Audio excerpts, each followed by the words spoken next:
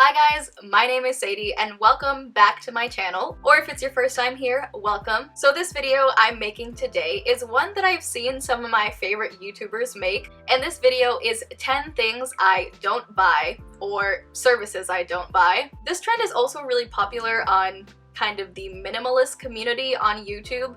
I am in absolutely no way a minimalist, but ever since quarantine started, I started to do a crazy, ridiculous amount of online shopping, even more than usual. And after 2 months of all of that crazy spending, I realized that that was a not sustainable way to live. So in this video, I'm going to be sharing with you 10 things that I don't buy or services that I don't spend my money on. Some of the things I'm going to be talking about are things that are new for me, so they're kind of newer habits that I've adopted either in the past year or ever since quarantine has started. And some of them are just things that I have never really spent my money on before and are ways that I save. So without further ado, let's get into the 10 things that I do not buy. So the first thing I no longer spend my money on is fast fashion. I mean places like Forever 21 or H&M or Shein. This is not to say that I don't still have clothing from these brands. Actually, a lot of my wardrobe is still made up of pieces from these brands.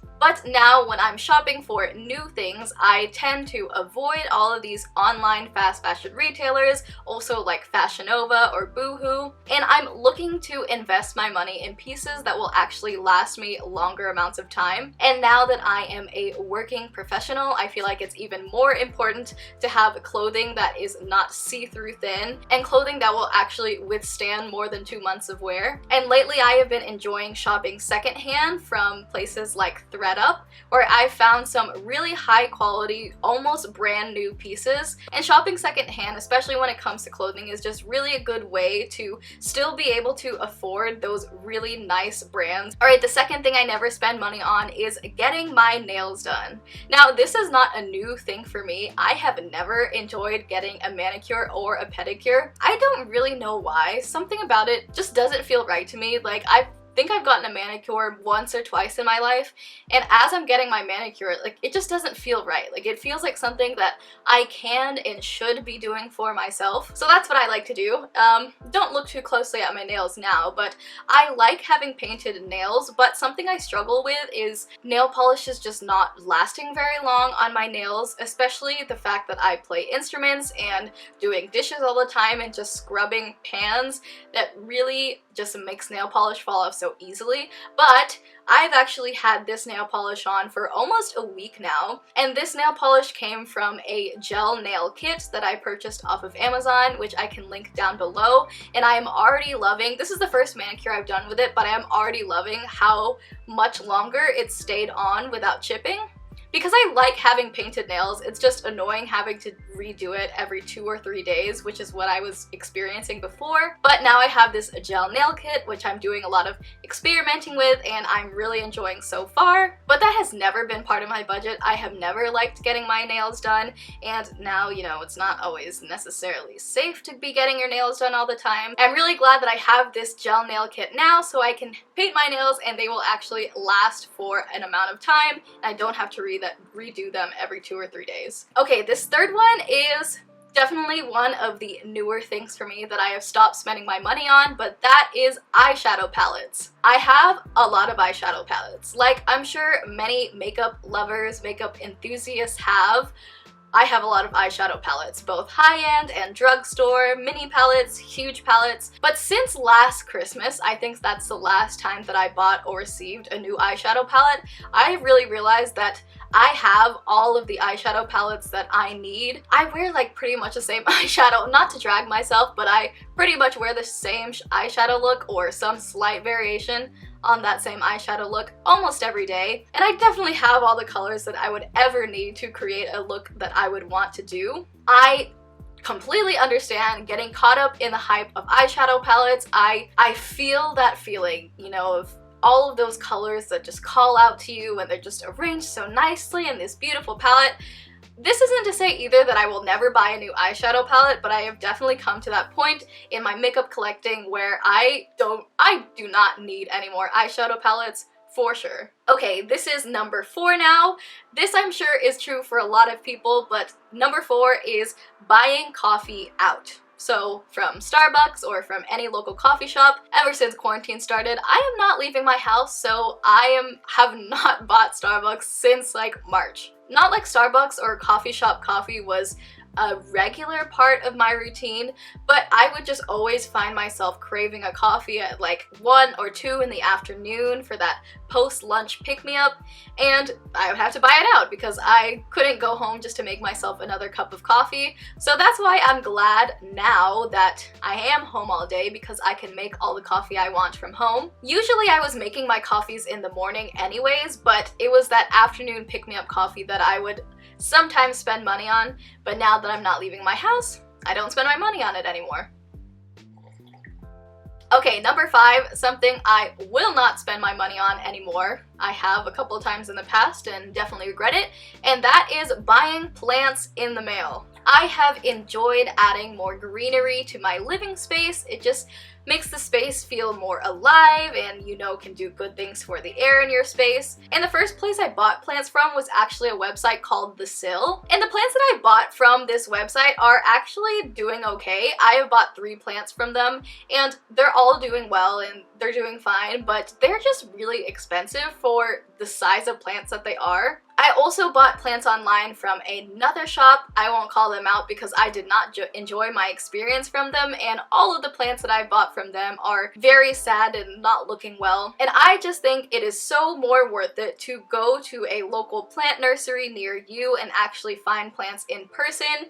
You will likely find plants that are more well taken care of and don't have to go through the dangers of being shipped. Yes, it is really convenient to get plants delivered to your door that you could just open up the box and place in your space, but it is just way more worth it to go to a local plant shop or nursery near you and find plants in person that don't have to be shipped. And I know there are also really boutique, fancy places, especially in a city like Seattle, where you may buy plants from, but there are so many more cheaper options out there. And I'm really glad to have found a nursery near me, which I have really loved buying plants from and can't wait to buy more from. Okay, number 6, this is one that I've never really spent my money on, and that is high-end mascara. I feel like when it comes to eyelashes, there's only so much you can do with mascara, especially if you're like me and you have eyelashes that are just so short and so stubby and just like point down like this and don't really curl up. There's only so much mascara can do, and mascara is also one of those things that you go through so quickly or just gets bad after a certain amount of months. So I really don't understand spending like $20 to $25 on mascara. My absolute favorite mascara is the L'Oreal Lash Paradise in the waterproof version. Because of the natural way my eyelashes go, having waterproof mascara is absolutely essential to keeping the curl in my eyelashes. So I really love the L'Oreal Lash Paradise, and also I love the Essence Lash Princess in the waterproof version as well. Just never worth it to me to buy high-end mascara. I do not get the hype. I have never experienced a high-end mascara that performs any better than drugstore ones, so that is definitely a place where you can save your money and go for the drugstore version rather than the high-end, in my opinion. Okay, number 7, something that I do not spend my money on, I no longer buy, is protein bars. If you know me in personal life, or me maybe like 2 years ago, I would be the person that would pull a protein bar out of her purse in the middle of a party and just start eating that. You know, during a night of celebration, it's always good to have nutrients in some way, and protein bars would be something that I would just like to snack on at any time. And the reason why I would turn towards those is because I feel like I could always use more protein in my diet. But lately, I have just not been wanting to spend my money on nor eat protein bars. You can really get the same amount of protein in something like a single chicken breast or like 2 pieces of fish. And to me, that's just way tastier and better to eat anyways. And it doesn't come along with all of the other questionable ingredients that you find in a lot of protein bars. Not to say there's anything really wrong with eating protein bars, but I think there's just much better ways to get more protein in your diet and a lot less expensive ways to get better protein in your diet. I would eat kind of like the lowest end, not very tasty protein bars just because they were the cheapest, and the really nice tasting ones can be really expensive. So I just don't need them anymore. I have protein supplements that I will put in like a smoothie or something, but when it comes to protein bars, I'm just not spending my money on that anymore. Alright, this next one is another one of those newer to quarantine spending habits, or really non-spending habit, and that is crafting supplies. So when quarantine started, obviously a lot of us were spending a lot more time indoors and were looking for things to do, including me, so I turned to all kinds of different crafts. I bought some acrylic paints and some canvases to do some painting. I bought more embroidery string to do more embroidering, and I bought some macrame cord to do some macrame decorations. And I am just to the point where I don't need any more of those things because I have enough of them already. And I can tend to be the kind of person that will start a project or get excited about a project and kind of forget about it a couple days later and never touch it again. So I am just telling myself that I need to focus on the crafts that I already have supplies for, because I have plenty of them, and actually maybe get good at doing some sort of specific craft rather than just dabbling in so many and not really making anything at the end of the day. And when it comes to these things, I know like the actual purchasing or the buying or the process of buying it can be the most exciting part, and then when it actually comes to doing it, you realize it's a lot harder than you thought it was, and you just kind of set it to the side. So since I've done that with so many different types of craft projects, I know that I just don't need to buy anymore, and I need to actually focus and make something. Alright, number 9, something I don't buy anymore is expensive glasses or contacts. So if you know me in real life, then you would know that I wear glasses every day. I never wear them on YouTube because of the weird glare that you can see from my light and just the weird glare in general. But I do wear glasses every single day of my life, and I no longer spend my money on buying expensive glasses.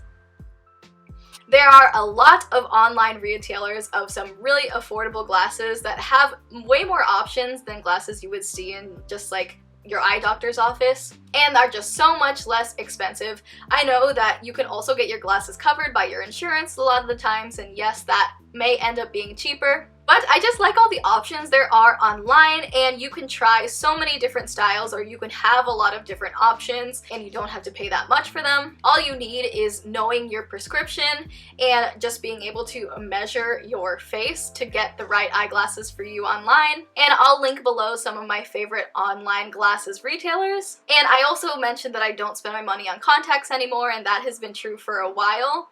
I have really dry eyes, and I was noticing just like every time I would wear contacts, my eyes would just get dry and irritated, and it just all became not really worth it at all for me to wear eye contacts. It's just so much more convenient to wear glasses, and I would also be really lazy and keep my contacts in, which is not good for your eye health whatsoever. So yeah, to me, glasses are the way to go, and inexpensive glasses are extra the way to go. And lastly, number 10, the thing that I no longer spend my money on is cheap outerwear. So I'm talking like cheap jackets or also shoes, items of clothing that are really facing the test of weather. Especially here in rainy Seattle, you cannot get away with a jacket that claims to be waterproof. You will find out very quickly that this jacket you paid $30 for is not actually waterproof and will not help in protecting you from the rain. I've experienced this all too many times, and the same thing is true when it comes to shoes. And truly, there is nothing